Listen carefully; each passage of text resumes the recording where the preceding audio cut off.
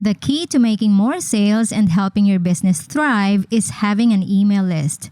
But often, creatives feel like they don't need one because they're selling art or providing services. That, or they're afraid to start one because they have no idea how to even begin.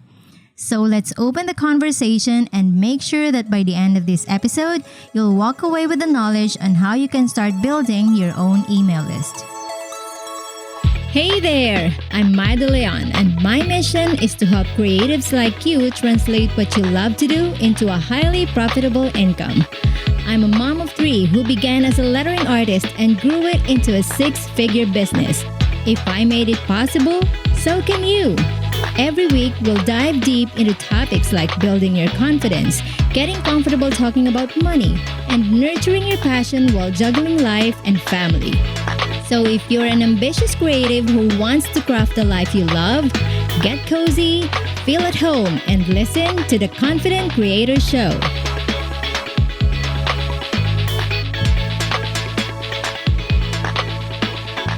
Hey creators, you're listening to episode number 15, and as promised, in this episode, I'm going to share with you how you can get started on building your email list. But before we dive into today's topic, allow me to share with you something I think you'll love. Early this year, I went over the list of emails and DMs I've been getting. And if you know me pretty well, you know that I pay attention to everything you're sharing with me.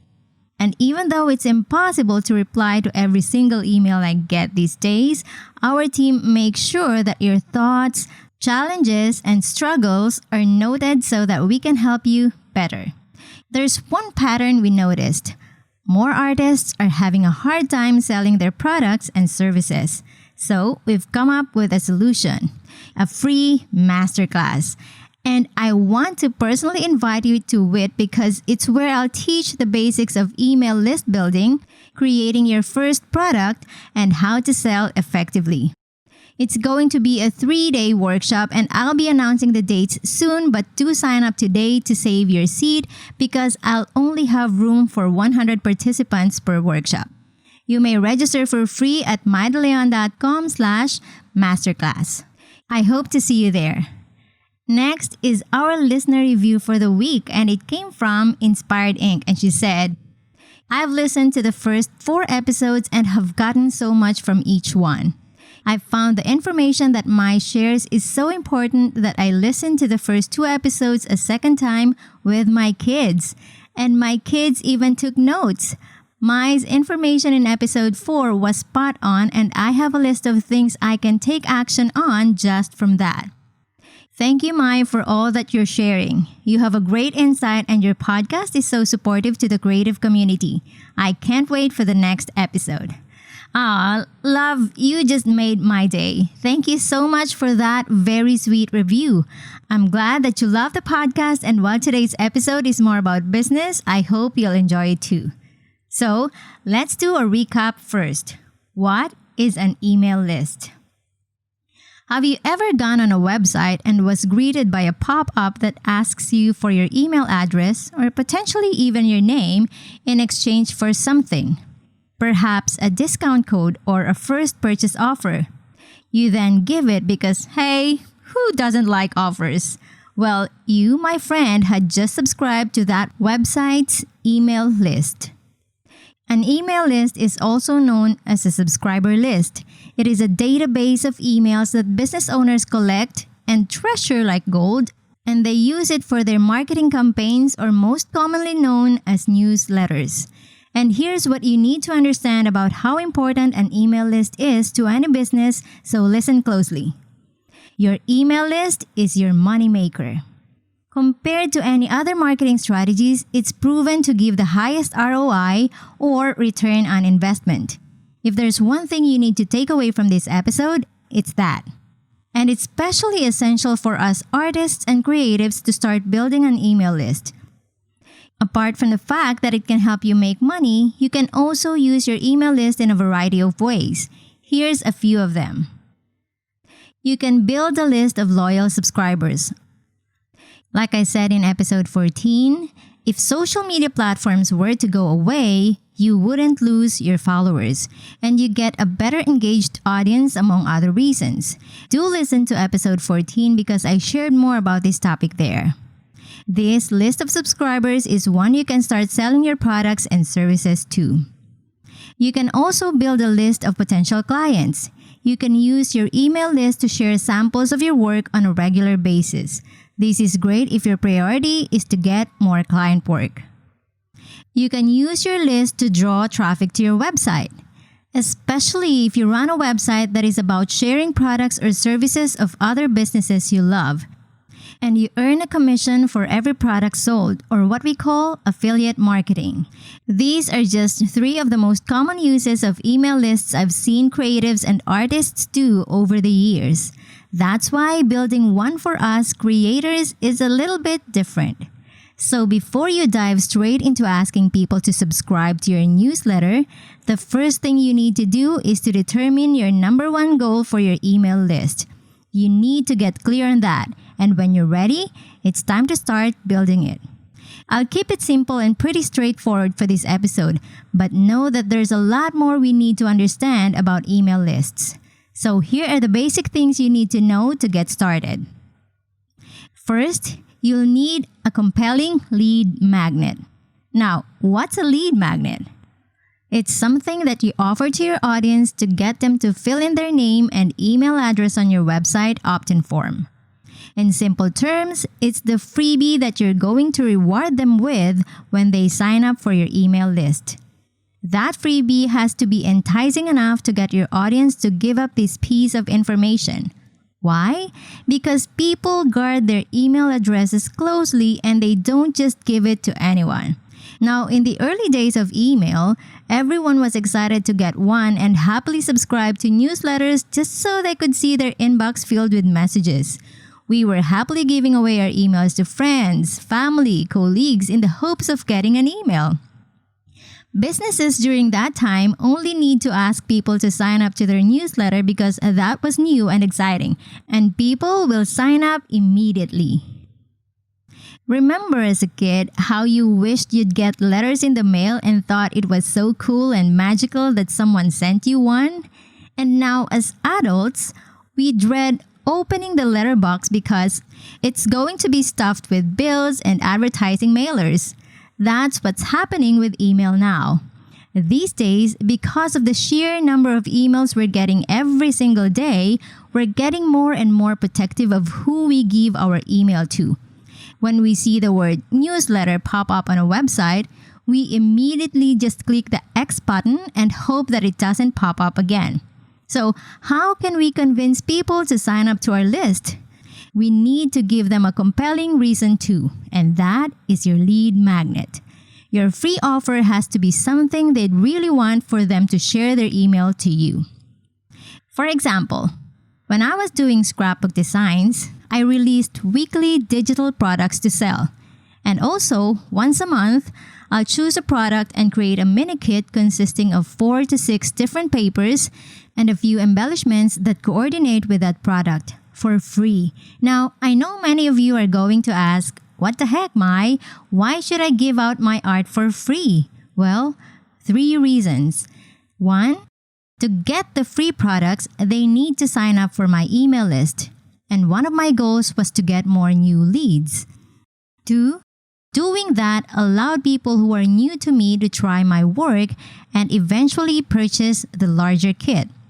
3, once they are in my email list, I can then market to them once a week when I put up new products. So the free products I gave away for free monthly was worth it because the same people who only joined my list to get the freebies eventually bought the full kits. And doing this was great for my business because there are many scrapbook designers and I know that my work needs to stand out. To do that, I made sure those freebies included different papers and embellishments that still enable my audience to create scrapbook layouts even with just the free kit. Why? Because I want them to accomplish something, to create a scrapbook layout.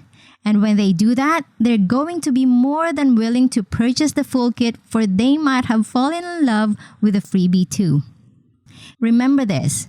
Don't just give a freebie for the sake of giving something for free. It has to be valuable. So think carefully what your audience needs, what's already out there, and what's not being offered yet. Or maybe, if there's anything you can help them improve on that aligns with your ultimate goal, create a freebie that will give them that value or benefit they're looking for. Once you have a lead magnet, you'll need an email service provider. If you're new to email marketing, an email service provider allows you to send email broadcasts or campaigns to a list of subscribers. A good email service provider allows us to create lead capture forms or opt-in forms, create automations, and segment different types of audience. Each provider offers different packages that cater to your specific needs and according to your budget. MailChimp, for example, is great for startup businesses because they offer a free package for up to 2,000 subscribers. But the features available for a free account is very limited. Eventually, you'll outgrow and require more features, and you can consider services like ConvertKit or ActiveCampaign. There are also providers like Infusionsoft, HubSpot, or Ontraport that have full customer relationship management systems or CRM. If you're starting your list, I don't recommend diving into an expensive and complicated system first until you figure out what you require in terms of features and systems. So start with a free account or a basic plan. Don't worry about switching from providers to providers because you need to find the one that suits your business needs best. I used the best systems that I thought were most suitable during the different stages of my business. When I started with email marketing, I used MailChimp and Aweber. Aweber was great, but it was too expensive for my needs at the time, so I changed to MailChimp, which has a straightforward, easy-to-use system. My requirements were simple. I only need to send emails once a week, and I used it for 7 years with no problem. When I started lettering, I completely had to rebuild my email list. And 4 years after, when I launched my first online course, I signed up with Infusionsoft. Their system was amazing, but it was too technical for me and required a lot of learning on how to use their platform, and frankly, I didn't have time for that. I know I was not using their features to its full advantage, so after a year, I realized I didn't need a full CRM system. So I switched to ConvertKit, which is currently what I'm using. ConvertKit is pretty cool in my opinion. It has everything I need: email automation, segmentation, and tagging. And on top of that, it's very easy to use, and I'm not being paid to say that. I just really like their system. So before you start paying for an email provider, identify your needs first before deciding what to choose. As much as possible, make a comparison, check reviews, and see how others are using them for their business, and sign up for trials to see which ones you're most comfortable using. So we're getting into the meatier part of this episode, your landing page.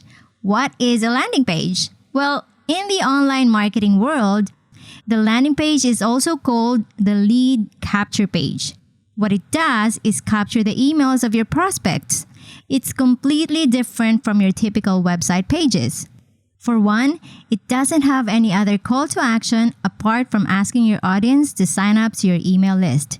And it also doesn't have any links or navigation to your other pages. It's a standalone page, separate from your website. You might be wondering, why can't it be just another page on my website? Well, technically you can create a page just for that. But the success rate of your audience signing up to your list won't be as high as having a landing page. Why? Because with a landing page, you remove all other distractions like navigation links, social media links, and any other shiny objects that might tempt your audience to click on and forget to sign up for your list. Your landing page exists for only one reason. You want your visitor to do one thing, which is sign up to your email list. Your landing page needs to be clear too. Just because you got rid of all the distractions and it has a single call to action doesn't mean it's going to have a better conversion. If your promise is not clear, or if the offer in exchange for the email address isn't as compelling, not many people will sign up. So be sure you know what your audience really wants. Create that compelling lead magnet and write words or copy in the landing page that's going to convince them to give their email address to you. So now you have a lead magnet. You've chosen your email service provider and created a landing page that's sure to get people handling you their email addresses. And you can't wait to start sending out emails to ask them to buy your products or services. Stop right there. That's the wrong step that's going to make people unsubscribe faster. When you do that, you're going to turn off the people you worked so hard to convince to give you their email address. You need to warm up your audience first. Some of them might have only gotten to know you from Googling their problem and arrived at your website. And your lead magnet is offering your audience that solution. You can't expect them to start buying from you right away by bombarding them with marketing emails week after week. They're going to get exhausted very quickly. So what should they receive first after downloading your freebie? You need to send them a series of emails called a welcome sequence. Once they download your lead magnet, it's the perfect time to keep the conversation going because they're still eager to hear from you. So, let's first define what a welcome sequence is. Like I said, it's a series of emails that your new subscriber gets several days or even weeks after they signed up to your list. These emails help your new potential customers to get to know you better. You write them in advance and automate it in your email service provider so that it sends out automatically once someone signs up for your list. This is your chance to make a great first impression. When people are new to your list, your job as a business owner is to get them to know you, your business, and what you can offer. These emails are opportunities for you to introduce yourself and your brand. You can also reinforce the benefits of signing up to your list or link them up to tutorials or tips that might be helpful for them. It's one way of establishing your authority and credibility in your niche. Use this chance to set expectations too, like how often are they getting emails from you, or is there any chance that you'll sell them something in the future? I used to believe it wasn't necessary to inform my subscribers about my offers, but I was wrong. I developed a better relationship with my studio insiders because they know exactly what they'll hear from me. They know that I send them emails about my new podcast episodes that are helpful for their creativity, mindset, and business. I also do share powerful and inspiring stories and exclusive deals that I only give to my studio insiders. And to get to that level of relationship with your audience, you'll need multiple emails for your welcome sequence. Don't settle for just one "thank you for subscribing and welcome to my newsletter" email. It won't do the job as well. Use this opportunity while they're still hungry to hear from you. When a new person subscribes, usually it's the best time to send them a follow-up email because your brand is still fresh in their minds and they're more likely to open your emails. So carefully plan your welcome emails and create a strategy to help bring your subscribers on a journey to understanding your brand and business better by helping them navigate through their challenges and showing them that you're the best person to help them. Finally, and one of the most important things you need to do is to plan your regular content for your list. Do you have some tutorials coming out or stories to share or some helpful tips you found on the internet? Or perhaps you have an offer or something you want to sell. Be sure to get those content laid out properly so you know which ones are coming out when. This is going to help you bring more value to your list and not just simply send them promotional campaigns week after week. You don't want to exhaust your subscribers by asking them to buy from you all the time. They need to be nurtured too. And you can only do that if you're also providing value for them. To help you figure out what content to share, think about what type of emails do you think they'll enjoy reading from you? What stories resonate well with them? How are they responding to your marketing campaigns? Oftentimes, your audience will email back to share their insights, thoughts, and questions. Take note of those because it's your audience telling you what they need and it allows you to understand your audience better. Indicators that you won't know unless you send them emails and hear back from them. Remember, emails aren't just one-sided. It's a conversation and your content needs to reflect what your audience wants. The reason why I'm never going to run out of topics to discuss on this podcast is all thanks to you. You are the ones letting me and my team know what you want help with when you reply to my emails. And at the end of the day, it's not just about collecting emails from your audience. Remember that behind that email is an individual waiting to hear from you. They need help. They signed up to your list, downloaded your lead magnet because they're struggling with something and you have the solution, so help them. All right, we are at the end of this episode. So to recap, we learned about why your email list is vital to the success of your business, some ways you can use it, and learn the basics of what you need to do to get started on building your list. If you enjoyed this episode, I hope you'll join me in my free 3-day masterclass where I'll teach you on how to build your email list, create your first product, and sell it effectively. It's going to be epic, I promise, so sign up today to save your seat. You may register for free at mydeleon.com/masterclass. I repeat, mydeleon.com/masterclass. I also wanted to thank you for listening. I wouldn't be here talking about the things you need help with if not for the emails, the DMs, and feedback that I get from you.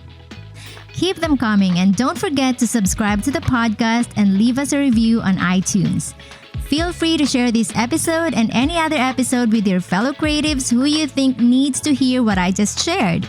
And for today's show notes, you can head over to mydeleon.com/listbuilding. And as always, keep creating and stay confident. Until next time, this is Mai.